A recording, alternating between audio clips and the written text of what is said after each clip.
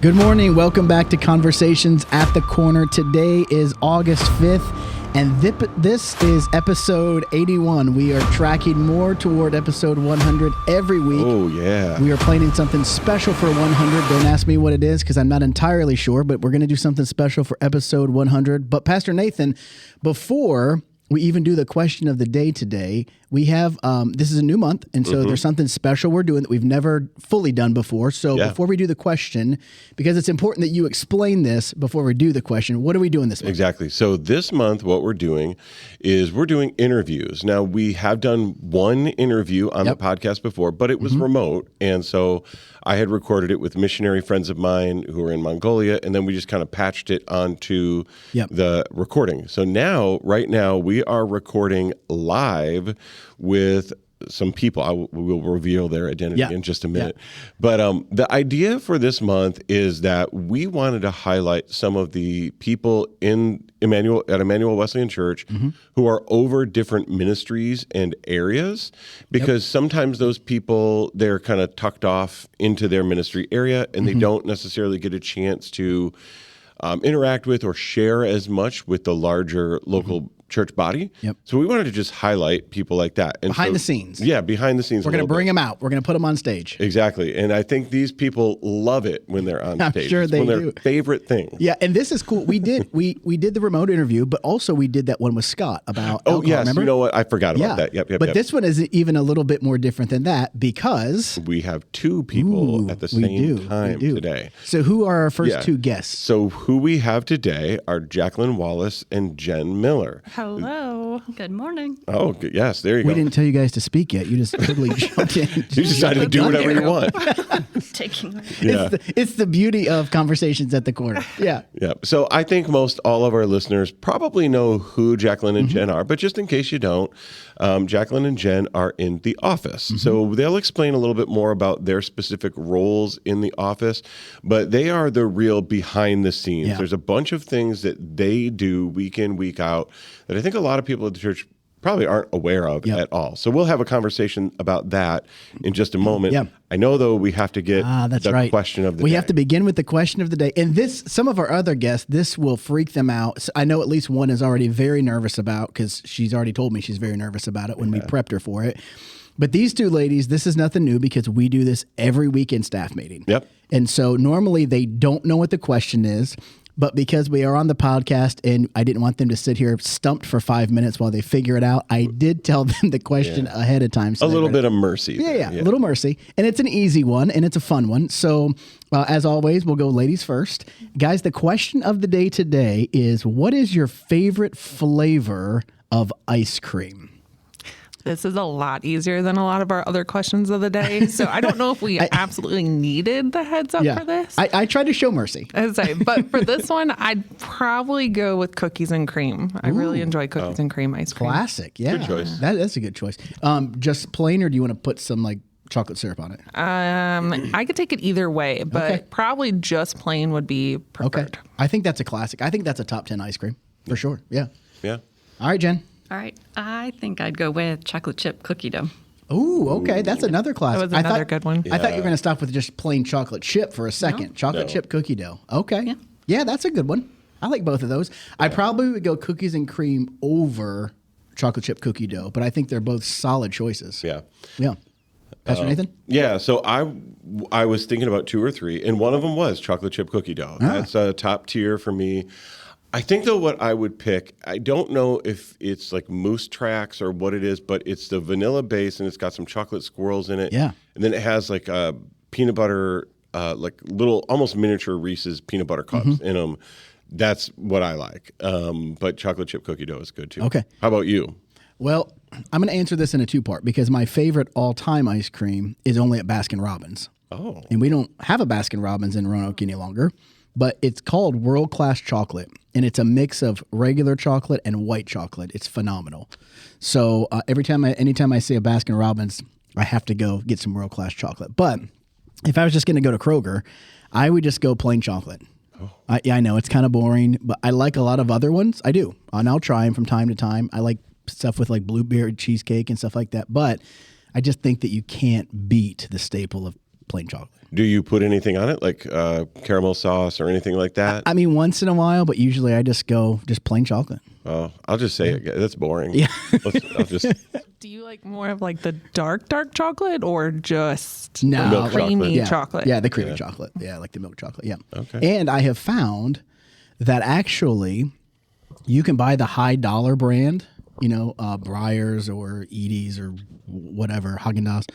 But I think that the cheap chocolate ice cream, like the Kroger brand or Food Line brand or whatever, I think is as good as that high dollar stuff. So that's what it is a little boring, but it's just, that's what I would go to. That's okay. So, yeah. Well, guys, thanks for playing. I'll do a bonus, though. Yeah, do it. My kid's favorite ice cream is called Unicorn Sparkle ice cream, and you get it at Walmart, and it has edible glitter in it. I can't even. You know how I feel about glitter. I do. Yeah.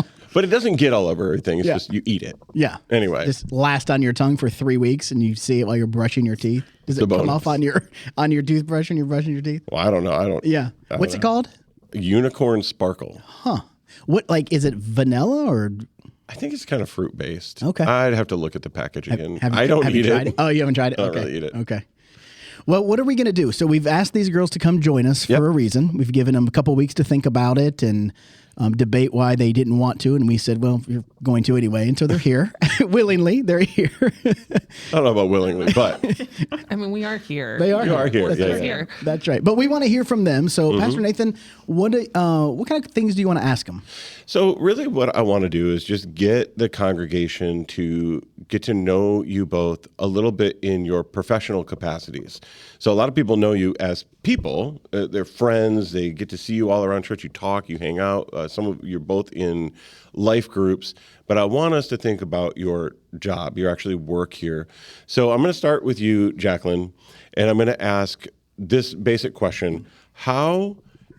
Tell us a little bit about your history at Emmanuel Wesleyan Church and how you came to be on staff. Okay. So first is kind of just like a basic, how did we get here?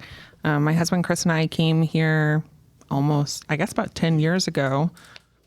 Actually, it's probably pretty close to 10 years to the day. She's looking at her watch. 11 years. 11 years to the day. So we came here, didn't come from another church. We just came here because we felt like God was calling us back to church, and we lived very close to here. And it was one that we felt magnetically pulled back to coming here. Okay. And so we did, and we... Now, did you have any history with the Wesleyan Church at all? No, we did not. None. So all right. Had no history whatsoever, but we both independently felt called to here, despite passing a couple other churches on the way home in between here and home. Oh. So this was the one that we felt called to. So Chris had to wrestle with Wesleyan a little bit. It was just a little different than what he came from, and he had some questions, and we got those answered. So we came here and pretty quickly felt very comfortable, very at home, and just felt like it was a really good decision. And he pretty quickly got connected with the pastor at the time, and they started doing some studies together and just really got integrated with the staff, with the mission of the church.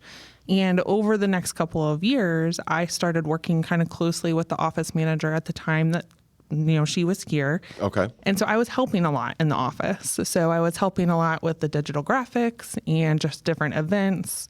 I had helped lead some of the women's ministry. And so had already been a lot involved in a lot of the behind the scenes ministry at that point. So when she was getting ready to leave, the board at the time had asked her, do you have any recommendations of who should follow you next? Oh, okay. And she offered my name. And so Clay Heiberger gave me a call and just said, hey, you've been recommended. Are you interested in this? Now, at the time, we were also in transition for pastor. And we were told, hey, you might not stay at this position very long. That's right, because pastors have the right to hire their own staff. So, yeah. Yep. So I was told, hey, you're not going to be working long, but would you like to do this for a little bit? And so, of course, this was 2020. So I started in February of 2020. And that's how I got on staff, was really just started in February. COVID hit in March. We were without a pastor for a few months. So my job was a little crazy. for the first few months. But that's how I got to EWC and then on staff at EWC. Okay. Now, I know that I'm going to come over to you, Jen, in just a moment. But I know that your role in the office has changed over the years a little bit. Yes. Could you describe what you maybe used to do or how that role has changed over time and where it's at right now? Because I know it's at a unique new place right now. Yeah. So I was hired as the office manager, which again, when I was hired, not having a pastor, my job was more of an inherited job of what our old office manager used to do. And so at the time, I had done kind of our Sunday morning prep, and I'll dig into kind of what that is later on and maybe let Jen take that a little bit more because that kind of is her little bit of job now. But so I did Sunday morning prep and finances really for the major part of my job then. Okay. Then when Matt came on about 6 months later, my job shifted just a little bit. Still Sunday morning prep, but I was also helping him with anything that he needed with his scheduling as well. Okay. As the years have gone on, my role has kind of grown a little bit as our church has grown. You know, from the time when I started, we had maybe about 60 people. And of course, now we're closer to about 200. So that means our office job is a little bit more as well. So my week in, week out duties also grew. Okay. And so that might be event planning, you know, our normal Sunday morning stuff. Finances has definitely grown since then. Yeah. I've taken a little bit more of finances as the years have gone on, and as we've switched treasurers as well. So that has been my job up until this past May, where I have now switched. And I would say also that even though some of your job duties were the same, as the church grew, those things maybe were the same, but were bigger or grew in the magnitude of what you were doing. Yeah. So they might have been the same when you started, but they were bigger as the church grew as well. Yes, it definitely changed. You know, when I first started, I was hired at 18 hours, and obviously COVID throws that off, but there was a lot of free time. Mm-hmm. And about a year in, we reevaluated, we bumped me up to 20 hours. And as we both know, there were many, many weeks that it was way more than 20 hours. And there's always a to-do list because it's just a lot of stuff to get done with. We don't have 20 flex hours. time anymore, do we? No. Yeah. So. And I was smart enough to keep her because I could have said, thank you, but I'll take it from here.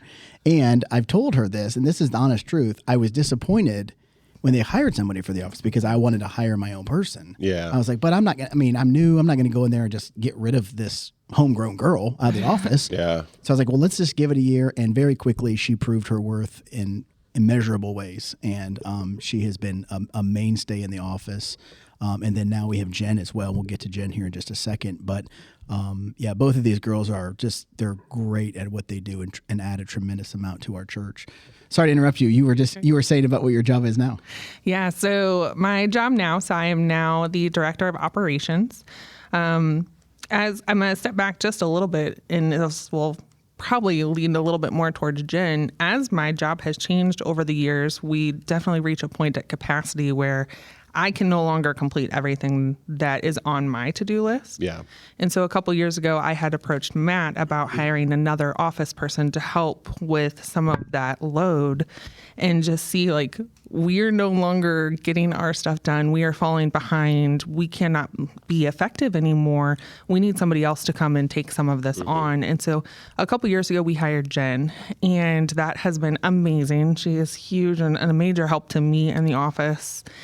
And we had worked really well for the past 2 years. And we've kind of hit that point again where I think both of us were like, okay, we need to feel a change to again be effective. And so this past May, I switched to director of operations. And it really was just a reshuffling of our duties so that I could focus more on our growth as a church and how we can implement new ministries, new processes, and just the ways that we can better serve our people, our mission, and our focus so that we can continue to make good decisions and grow forward.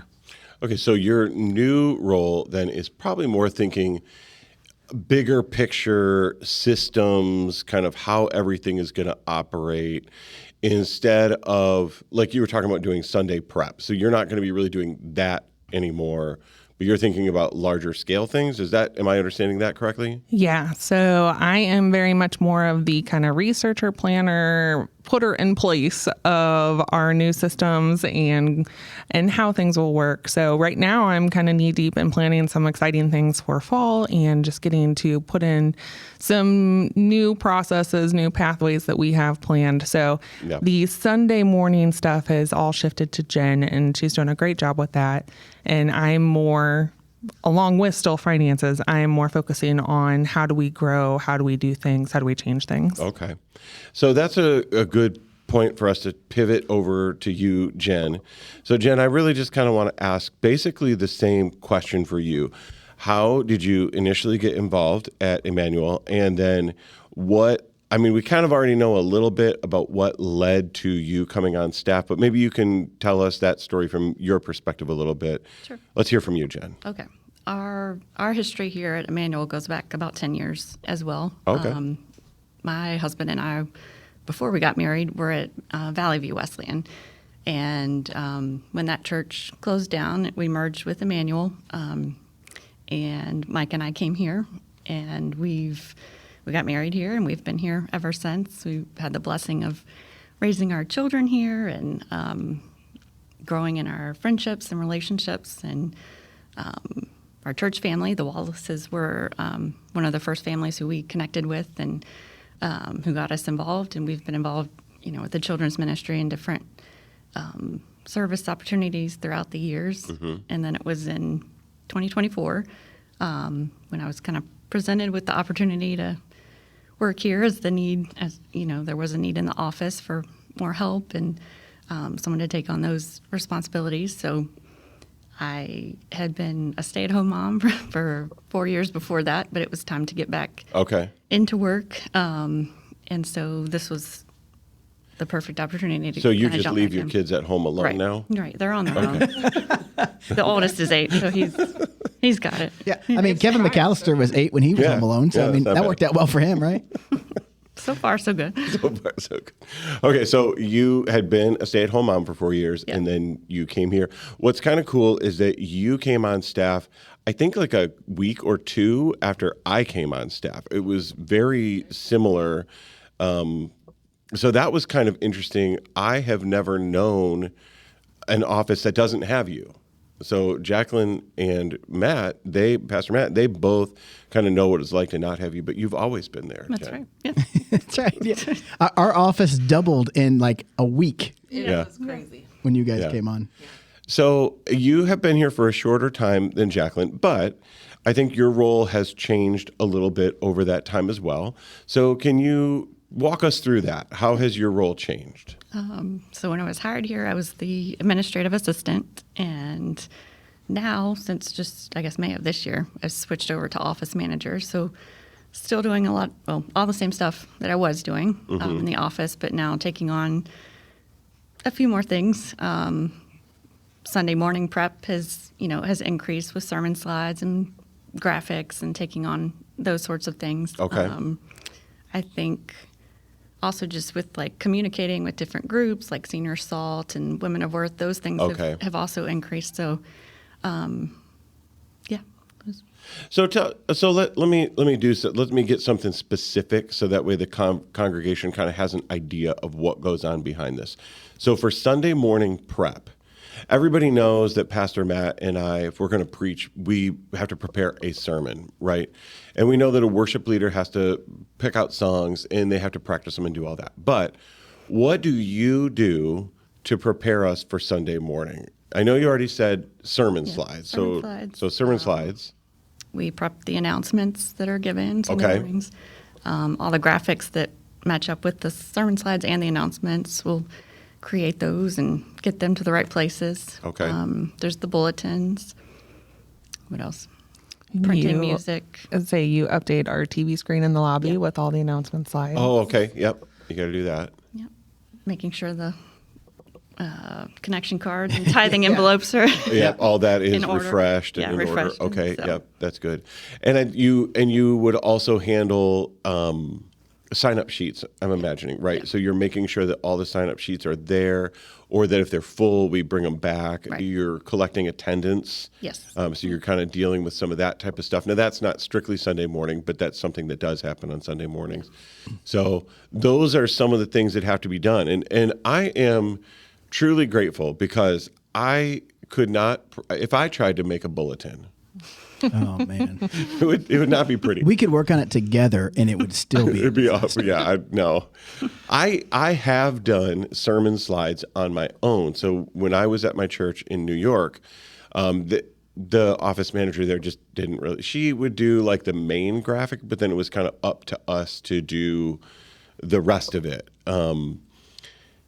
And I was bad at it. And I would just, like, to me, it was like, okay, we're just going to do a white background and black text, and I'm not doing anything else, because I just want people to read it. But you, and Jackquelyn, you've done sermon slides before. Jen took that over. Yes. You both have done a really good job with that. And I'm thankful, because I can just kind of type in what I want. And I know, Pastor Matt, you have a system too. Mm-hmm. But I just kind of type in what I want, and then I can sit down with Jen for a few minutes and kind of say, this is what I'm thinking. This is the flow of the sermon, and then there will be slides, and that's amazing. Yep. And it's nice, because she does mine, so the weeks that you preach, if she does your slides, there's a little bit of continuity in at least how they look. Yes. Even if the flow of the slides and flow of the sermon is different, because we preach differently. So, but at least kind of the look of those slides remains consistent, because it's being done by the same person. Yeah. I will say I am very thankful for all of the organizational stuff that both of you do. Mm-hmm. My mind is I'm a much more of an abstract thinker, which has its benefits, but it also has some major drawbacks too. So you guys do fill in that gap in a beautiful way that I think a lot of the people at the church, you see it. It's kind of like one of those things, like the sound booth guys, that they're there when something goes wrong. Yep, that's exactly right. And so, but you guys, people might know that what happened if the bulletin doesn't happen one week. They might kind of wake up and go, oh, this is crazy. Yep. But that stuff is so consistent with you guys that I don't think most people do notice it, which is kind of good, but also sad, because we want you to be appreciated. Yeah, and they do so much more than that. I mean, they keep the church calendar as far as like the events of the church, and then outside usage. Yep. Obviously, they take care of some financial stuff. They have to deal with us. Yeah, they have to deal with us, and they just do so much more than we even have time to talk about in this podcast. But I'll also say this: they are always helpful. They're always productive. They're always respectful. They always have a smile. They're always willing. I'm sure they have bad days now and then, but I don't know. I mean, I've worked with them long enough now that it's kind of like, okay, I can tell something's off, but they don't wear their emotions on their sleeve. That we have unity. Well, they're giggling. Maybe they do, and I just don't know it. But maybe that's when you leave the office that we show that a little more. Okay. Well, they have common sense. Or maybe our ability to detect emotions is like broken. Maybe. Yeah, but you know what? There's a lot of churches have like staph infections. Obviously different than the body staph infection, but they have staph infections where they don't get along. Yeah. And we just, not one time have I ever really felt that. Yeah. Well, I know going back 2 years before we went from a staff of 2 to a staff of 4, I had some concerns about quickly bringing on one person followed by a couple weeks later another person, because Matt and I did have a really good working relationship in the office, and now we were going to be majorly changing not only the personnel in the office but how the office functioned. And we are really blessed, actually, I think, with the 4 of us and how well the office works together, and just really the environment. We all can sit and chat and converse and have fun, and it's a good environment, and yet we still get work done. Which is great, but also sometimes it's like, well, this was supposed to be a 3-minute conversation, and now it's 30, and we've just not wasted that time. Yeah. Because it's all productive, and you have to have good camaraderie and all that. And also there's a comfort level, too, because, like, do you guys remember the first staff lunch we had after Jen and Pastor Nathan came on? Like, we made it, but it was a little bit awkward. It was. Yeah. And then, because Jen's pretty quiet. Jackquelyn and I are both naturally. And I was brand new. You were brand new. Yeah. We're all 4 introverts. We're all trying to, like, figure it out and all that. And now when we have staff lunches, it's much easier and natural, and it doesn't feel awkward or forced or any of that. So all of you just stick around here with me for a long time, because we don't need to start over. Okay, I'm going to ask one more question before we kind of end the conversation, but I really just want to ask, I'll start again with you, Jackquelyn, and then we'll go to you, Jenn. What do you like most about your work here? And then I'll follow it right up with just what is an element maybe that frustrates you about the work? Okay. So this is going to be a very quick answer because I'm not majorly prepped for the what do I like most. I'm sorry. No, you're good. So I might not be doing it justice is more so what I was going to say. But truthfully, I really do actually enjoy our working environment. I really enjoy the financial aspect of what I'm doing. Okay. And right now I've been really excited to have the freedom and time to explore making our church better. Obviously we're here for a purpose, and sometimes it's frustrating being in our position and feeling like we're not helping us move the needle and, bringing, God's word to other people.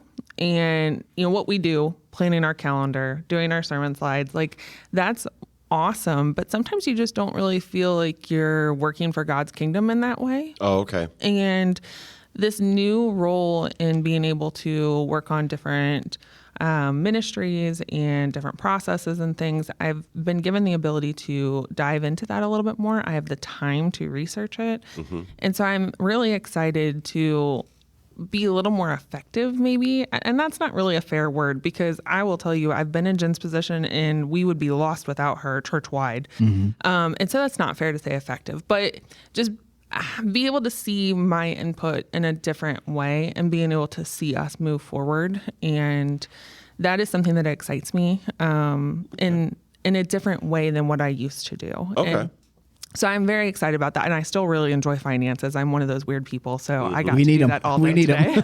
So I did that today. Finances are great. We're all put back together for the week. So that is good. And the other question I think you asked was, what are maybe my frustrations? Yeah, because every job has something you don't like about it. There's no... This one I did get to prep for a little bit. And instantly when I read that question, it was something that immediately I wanted to clarify, because I think frustration is actually a really harsh word. Oh. Way to go, Pastor Nathan. For how I view my job and currently the past, like our environment and things like that, I don't feel like I have a real strong frustration for what I do. Okay. If I could label anything as a frustration, it's more so that there's always a pretty long to-do list. Okay. And that I don't know if I ever really feel like I'm getting as far through it as I would like to get through it. And so that's probably my biggest frustrations. I would love to be able to get a little bit more done and a little further down the road with what I need to get done. I think that gets to the idea that you want to feel like you've accomplished something. And when there's always something right in front of you, yep, you can feel like, oh, you don't even have time to enjoy what you actually did accomplish. Yep. And I like that you highlighted the work environment, because I've been of the belief that most people can handle any job if their work environment is a good and healthy one. And that even dream jobs are going to be horrible if the work environment is poor. Yeah. So I think that's a good thing to highlight. All right, so let's pivot over to you, Jenn. Okay. What do you like most? And if you don't want to do frustration, maybe just something you don't enjoy as much or something like that is fine. Okay. This is going to sound cheesy, but I do mean this. Doing the work of the Lord, for the Lord, in the house of the Lord is really, I don't take that lightly. Okay. And that's something that is on my mind and my heart most days, starting the day with, Lord, like, help me to do this job for the good of the people, but also for his glory. So that is an honor. And the fact that that's wrapped into a job is kind of mind-blowing to me sometimes. Bonus, yeah. So that's a huge thing. And also just, I love our church and our people here, and they truly are a family to us. And so getting to serve them in this way and be a part of the church in that way is also really special. Okay. That's a spiritual answer. Yeah. But that is a good answer. And I will say that it's always good. when you can line up things that you're already passionate about, like if you love the church and if you love the people in it and you're in the position where you can serve that thing that you already love, that's ideal work for anybody. And it's like, for me as a pastor, not everything that I do is something that I love doing. There are aspects of planning or admin or whatever that I don't love. But I do love studying. I do love getting to understand the Word of God and teaching it and giving it to other people. And the fact that I get to do that for a living is really cool. Yeah. All right. So now, what do you hate about this? Wow, we went from frustrated to hate. Wow, it took a dark turn. That's a harsh way to say that. It's even harsher Even than worse. Right? This is a hard one to answer, but I think just personally, like not always having the answers or not being able to have a quick fix if someone calls and has a question or needs help with something and not always being able to immediately, know what to do or how we go about that. Okay. So, I've grown in my knowledge of the church and how we do things over the last 2 years, but there are still new things that come up and to learn, which is not bad, but. And I think that's the type of thing that you would grow in over time. Yeah. It's the same for me. I don't know every system that we had in place. So over the 2 years that I've been here, I've learned, okay, this is how we do it here. This is the process, whatever. So, but yeah, that's a good thing. Sometimes I feel that. Sometimes people will ask me a theological question that's like way out of the box. And I'm like, I don't know how to help you about this. And you feel bad. You're kind of like, oh, no, this is what I'm here for. I want to be able to meet this person in their point of need, and I can't. So I can understand that. But what's interesting, Jen, is that really probably you and Jackquelyn have really the most knowledge of what's actually going on, how it's going to happen, when it's going to happen, what's happening after that. So you may not have all the answers, and neither do any of us, but you really do. Like you and Jackquelyn both have the inside knowledge of all of this. So you guys really are the kind of the foremost authorities on what's happening within the church. You guys do have the most knowledge of that. You have the ability to answer more questions than any other single person. For sure. Yeah. I will say too, as my job has changed, there are many times I've come to you with questions of like, when is this? Did you do this? When is that? Like, so even and I bet she has the answer most of the time. She absolutely does. But even just that little shift from going away, because when I used to do announcements, bulletin, email, that was all things that you get that information over and over and over again. And that, this event's going on that day and that's going there. And now that I don't do that, I have to actually be intentional in my personal life to be like, when is this going on? What time does this start? You actually have to read the email. I know. I really do now. Hey, don't be like one of those people that doesn't read the email, pay attention during announcements, and then calls me and asks me questions that we put out 14 just different ask Jen, ways. that's fine. There you go. Yeah, now I ask Jen. There you go. Pastor Nathan, I want to conclude by saying something, but I don't want to cut you off. Do you have any other questions for them? Those are the questions that I have, so you can feel free to finish up. What I would like to say to our listeners and to the girls is that they do so much more than what they talked about today, and so much more than is seen. They're not nearly appreciated enough for the things that they do. And when good things happen at church or there's church growth or whatever, we, and probably me, get a bulk of the praise for that as the leader. Mm-hmm. But it's people like Jackquelyn and Jenn who are behind the scenes making it happen, laying the groundwork and freeing us up to do other things so that we don't have to fool with that.